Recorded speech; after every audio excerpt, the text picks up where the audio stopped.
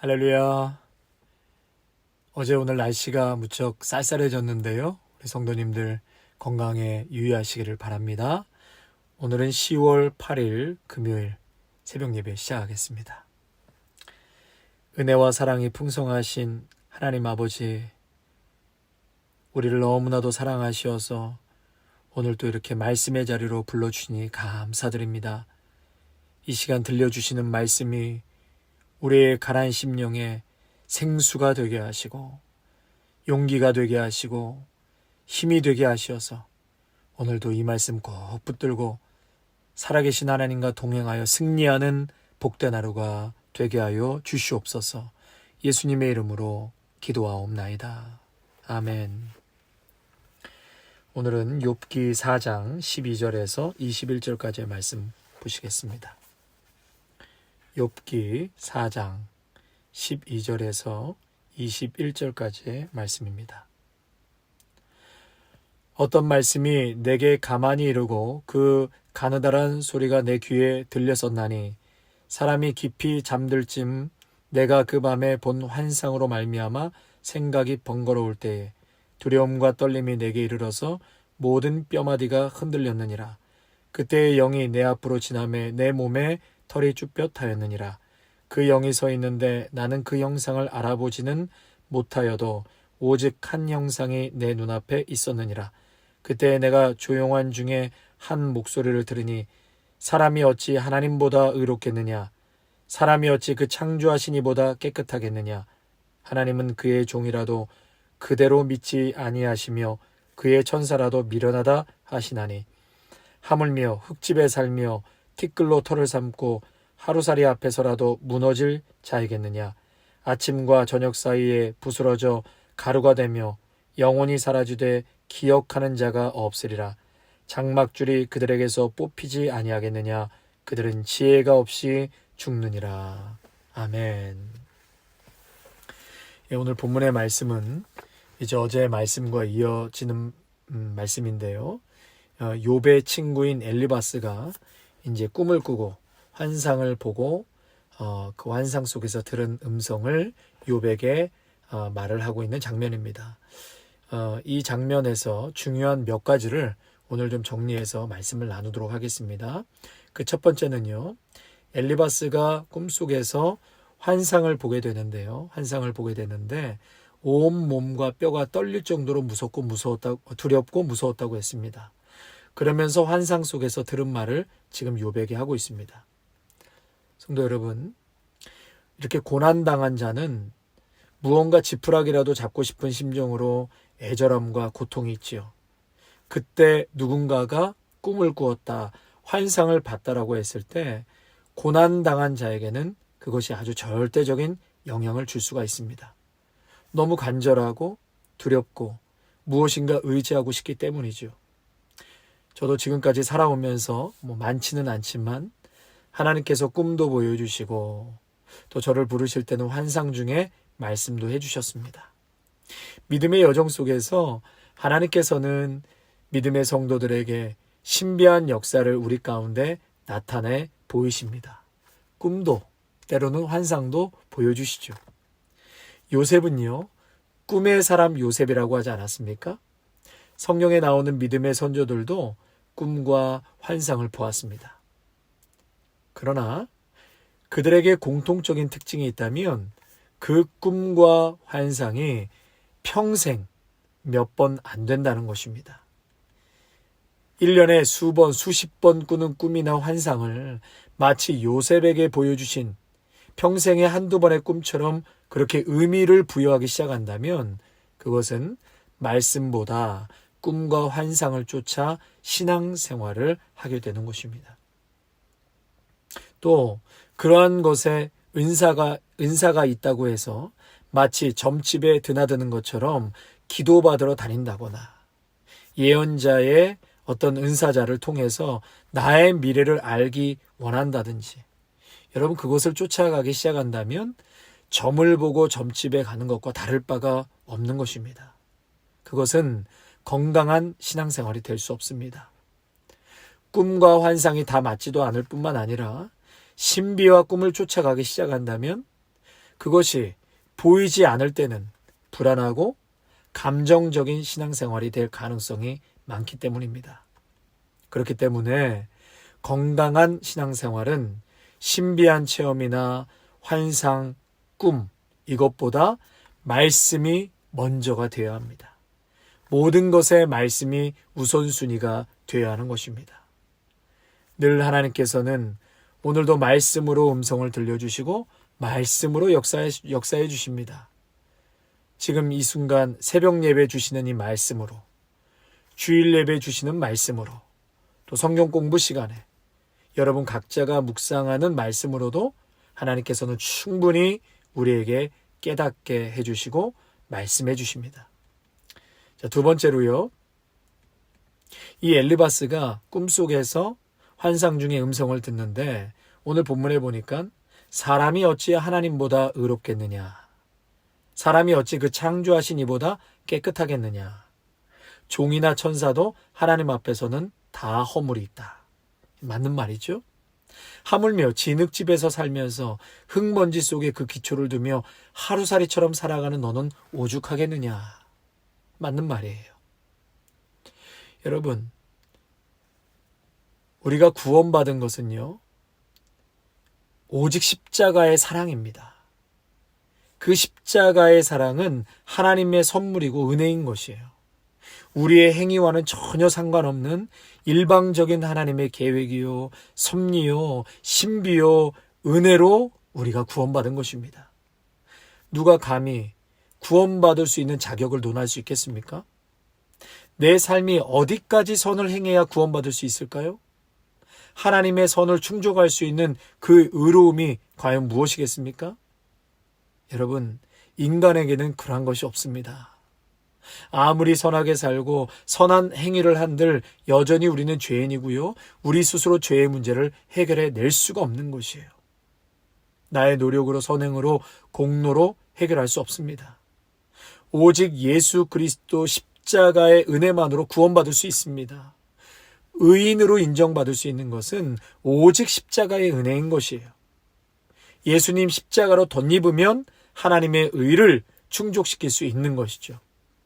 자, 그런 의미에서 엘리바스가 환상 중에 들었던 음성은 맞는 말씀이에요.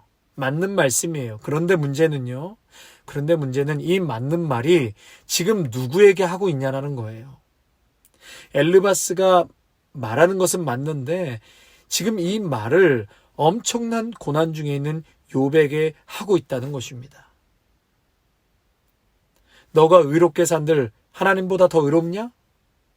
경외한다고 매일 번제 너 드렸잖아. 그렇다고 너가 더 창조자보다 깨끗할 수 있어? 너 자신을 봐봐. 진흙집에 살면서 하루살이처럼 눌려 죽을 수밖에 없는 게 바로 너야. 여러분, 맞는 말인데 굉장히 아파요, 지금. 맞는 말인데 고난당하는 자에게 이러한 말을 했다면 여러분 죽으라는 것이죠. 누구에게 어떻게 하느냐, 그것이 중요한 것입니다. 일본에는 장인의 도검이 그렇게 유명하다고 합니다. 칼 하나가 수억짜리가 많다고 그래요. 그런데 그 도검을 담는 칼집의 가격이 만만치 않다고 합니다. 내가 하는 말이 정확하고 바른 말인데 그 말을 누구에게 어떻게 하느냐는 굉장히 중요한 것입니다. 어떤 칼집에 칼을 넣느냐에 따라 상대방에게 비수로 박힐 수도 있고 상처가 될 수도 있고 같은 말인데도 상대방이 잘 들을 수 있도록 지혜롭게 상처가 되지 않도록 오히려 격려와 위로가 될 수 있습니다. 여러분, 아이가요, 숙제도 잘하고 성적을 잘 받아와서 너무 기분이 좋은 거예요. 아빠, 엄마, 오늘 성적표 잘 받았어요. 그럴 때 아이에게 야, 아빠도 그렇게 좋은데 너는 얼마나 좋냐 이렇게 말하는 것과 봐봐, 엄마 말 들으니까 그렇게 되는 거야. 좀 더 열심히 해. 좀 더 열심히 하면 100점 받을 수 있어. 여러분, 이렇게 말하는 것과 아이에게 다가오는 느낌은 완전히 다르겠죠. 맞는 말일수록 칼집에 잘 담으셔야 합니다. 상대방을 배려하고 지혜롭게 말할 수 있는 저와 여러분이 되시기를 바랍니다. 마지막 세 번째로요. 우리 어제 말씀 7절을 한번 보겠습니다. 7절입니다. 4장 7절. 생각하여 보라. 죄 없이 망한 자가 누구인가? 정직한 자의 끊어짐이 어디 있는가? 어제 문 목사님께서 잘 설명을 해주셨는데요. 오늘 7절 말씀을 한 번 더 묵상하고 싶습니다. 그러니까 이 7절을 다시 말해서 고난을 당하는 자는 결국 죄 때문이고 형통한 자는 선하기 때문이다. 그러니까 고난당하는 것은 너의 죄 때문이고 형통한 것은 선하기 때문에 욥, 너의 고난은 너의 죄가 근원이야. 지금 그렇게 엘리바스가 말하는 거죠. 여러분 그렇습니다. 하나님께 불순종하고 돌이켜야 되는데 계속 죄의 자리에서 돌이키지 않으면 분명히 그의 인생에 고난이 찾아옵니다. 반드시 회개하고 돌아서라는 것이죠. 그런데 믿음의 성도에게도 고난은 찾아온다는 것이에요. 여러분, 그리스도인이라면 누구나 시험에 대한 바른 이해를 가져야 합니다. 예수만 믿으면 그저 모든 일이 잘 되고 만사형통하고 운수대통하리라는 생각은 착각입니다. 그런 생각을 하고 있다면 그것은 예수 믿는 사람이 아닙니다. 돈 달라고 하면 돈 주시고 건강 달라고 하면 건강 주시고 지혜 달라고 하면 지혜 주시는 하나님으로 착각하고 있으면 안 되는 것이에요. 이 세상을 살아가면서 때로는 믿음의 성도에게 돈에 대한 시험이 찾아오고요. 또 이성에 대한 시험이 찾아오기도 하고요. 명예에 대한 시험이 찾아오고 자존심에 대한 시험, 질병에 대한 시험, 다양한 시험을 골고루 믿음의 성도도 당하게 되는 것입니다. 이 세상을 살아가면서 온갖 종류의 시험을 만나게 되면서 사실 그 안에서 오늘도 나와 함께 하시고 은혜를 베풀어 주시는 놀라운 하나님의 이야기로 그 시련 속에 있는 삶이 가득 차게 되는 것이죠. 고난당할 때는 고통스럽고 이 얘기를 할 수 없지만 그러나 하나님께서는 그 시련을 허용하여 주심으로 하나님의 일하심, 또 우리가 믿음이 더욱더 성장하고 하나님께 꼭 붙들려 있기를 원하셔서 그리고 하나님의 은혜의 풍성한 이야기로 우리의 삶을 채워가신다는 것입니다. 하물며 예수님도 시험을 당하셨습니다. 그러므로 성도 여러분, 우리에게 닥쳐지는 시련, 그 시련은 우리의 믿음을 성장케 하시는 것이고 하나님이 허용하시는 것입니다. 이 시련은 우리를 더욱 복되게 하고 강하게 하기 위하여 있습니다. 믿음의 성도의 시련은 저주가 아니라 복입니다. 복. 이 시련을 믿음으로 잘 참고 견디기만 하면 반드시 나에게는 복이 되고 하나님께는 영광으로 바뀔 것임임을 여러분 꼭 믿으시기를 바랍니다. 제가 알고 있는 어떤 분이요, 옷 공장을 하셨습니다. 고생하셔서 어느 정도 사업을 일구어 놓기는 하셨지만 그렇게 대수로운 것으로 여기지 않으셨어요. 때로는 형편이 어려워지기도 하셔서 힘들다는 말씀도 종종 하셨습니다. 초하루 예배를 꼭 공장에서 드리셨는데요. 요즘 불경기인데 괜찮으십니까? 이렇게 인사를 하면 그때마다 걱정 없다고 대답하십니다. 30년을 넘게 공장을 세우고 사업을 하셨는데 맨손으로 어디를 간들 밥 못 먹겠느냐 그렇게 말씀하시는 거예요. 참 그분이 참 좋아 보였습니다. 보는 저의 마음이 참 편안했습니다. 어떤 이들은 참 불경기가 되었을 때 망했다, 큰일이다, 밤낮으로 걱정할 수도 있지만은요, 그분은 그렇지가 않았습니다. 이 자바에서 30년을 넘게 맨손으로 일하며 갖은 풍파를 다 겪었기 때문이죠. 구비하여 조금도 부족함이 없는 것입니다. 신앙적으로 넉넉합니다. 그까짓 정도로는 문제도 안 됩니다. 이것이 시험을 통하여 주시는 축복인 것이죠. 시험이 없이는 이렇게 될 수가 없는 것입니다. 사랑하는 성도 여러분, 오늘 주신 말씀처럼 우리가 신비한 체험보다도 하나님의 말씀이 우선이 되어야 합니다. 말씀으로 중심을 딱 잡고 뚝심 있게 다른 것에 휘둘리지 않을 때 오히려 신비로운 체험도 은혜도 더 많이 받게 됩니다. 그리고 나의 말이 적시적소에 맞는 말, 지혜로운 말이 되어서 위로하고 격려하고 힘을 줄 수 있는 말이 되기를 원합니다. 우리의 시련을 통해서 믿음의 성장을 주시고 더 큰 은혜와 복을 주시기 위함인 것을 믿으시고 오늘도 어떠한 상황에서도 십자가 바라보면서 담대하게 살아가시는 귀하고 복된 믿음의 성도님들이 되시기를 축원합니다. 또한 그렇게 되실 줄로 믿습니다. 오늘은 찬송가 374장입니다. 374장 찬양하시겠습니다. 374장입니다. 나의 믿음 약할 때에 주가 붙드네. 마귀 나를 꾀일 때 주가 붙드네. 나를 붙드네. 나를 붙드네. 사랑하는 나의 주 나를 붙드네. 우리 구주 아니면 서지 못하네. 나의 사랑 식을 때에 주가 붙드네. 나를 붙드네. 나를 붙드네. 사랑하는 나의 주 나를 붙드네.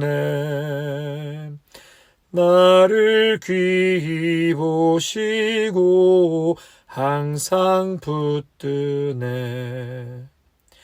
구원 얻은 사람을 항상 붙드네. 나를 붙드네. 나를 붙드네. 사랑하는 나의 주 나를 붙드네. 나의 영혼 약할 때 주가 붙드네. 피를 흘려 샀으니 주가 붙드네. 나를 붙드네. 나를 붙드네. 사랑하는 나의 주 나를 붙드네.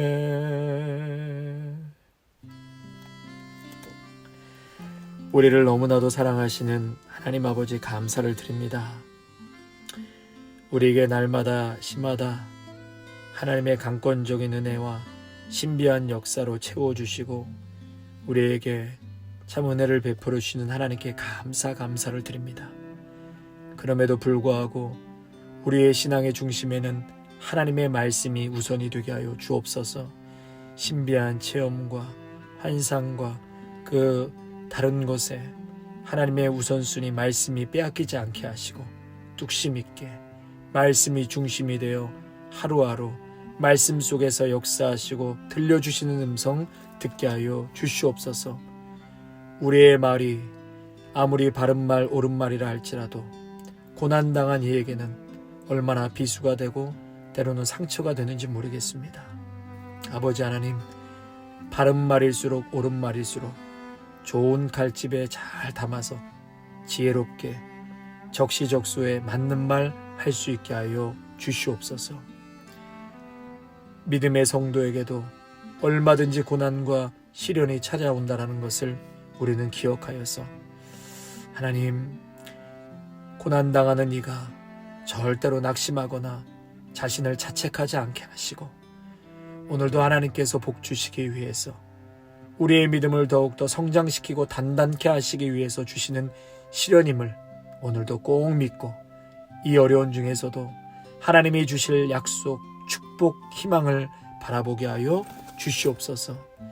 오 주님, 우리 귀한 믿음의 성도들 지금까지도 붙잡아 주시고 한 주간도 참으로 아우성치는 이 어둠의 세상 속에서 건강을 지켜주시고 살아갈 수 있도록 인도하여 주시고 하나님 호흡 주신 것을 감사드립니다. 오늘도 십자가에서 쏟아지는 폭포수와 같은 은혜 오늘도 기억하여 그저 감사, 모든 것이 하나님의 은혜임을 기억하여 주님께 영광 돌리고 나만을 위해 살아가지 않게 하시고 몸된 교회를 위해서 하나님 나라를 위해서 사명 따라 살아가는 믿음의 성도들이 꼭 되게 하여 주시옵소서. 예수님의 이름으로 감사하며 기도하옵나이다. 아멘. 이제는 죽기까지 우리를 사랑하신 예수 그리스도의 은혜와 하나님 아버지의 사랑하심과 성령의 기름 부으심이 우리 속에 허락되어져 있는 이 귀한 고난 속에 진주를 발견하게 하시고 오히려 하나님이 채우시고 역사하시는 큰 놀라운 은혜를 이 어려운 중에서도 체험하고 많은 스토리를 갖기를 원하는 성도들 위해 또 가정과 일터와 자녀 위에 아름다운 교회 위에 이제로부터 영원토록 함께 하시기를 간절히 축원하옵나이다. 아멘.